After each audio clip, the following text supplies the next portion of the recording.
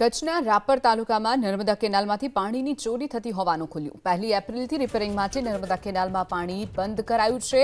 કેનાલમાં રિઝર્વ રખાયેલો પાણીની બેફામ ચોરી થતી હોવાનો ખુલાસો થયો છે। 3 એપ્રિલના શાનગઢ નજીક પાણીનું લેવલ 4.50 મીટર હતું।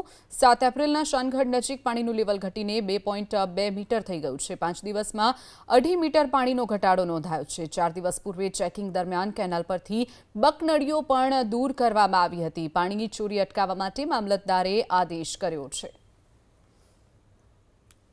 વધુ વિગતો સાથે સંવાદદાતા હર્ષદ ઠાકુર આપણી સાથે છે। હર્ષદ, જે રીતે કચ્છના રાપરમાં જે નર્મદા કેનાલ આવેલી છે તેમાંથી પાણીની ચોરી થતું હોવાનું ક્યાંક ને ક્યાંક શંકા ઉપજી છે। જે રીતે પાણીનું લેવલ ઘટી રહ્યું છે, શું વિગતો? હજી ચોક્કસથી વાત કરીએ, રાપર તાલુકામાં નર્મદા કેનાલમાંથી પાણીની ચોરી થઈ હોવાની ઘટના જે છે તે સામે આવી છે। ખાસ વાત કરવામાં આવે 1 એપ્રિલથી જે નર્મદાનું સમારકામ થવાથી 1 મહિના સુધી નર્મદાના નીર જે છે તે રાપર સુધી નહીં પહોંચે તે માટે વૈકલ્પિક વ્યવસ્થા જે છે તે રાપર વહીવટી તંત્ર દ્વારા કરવામાં આવી હતી।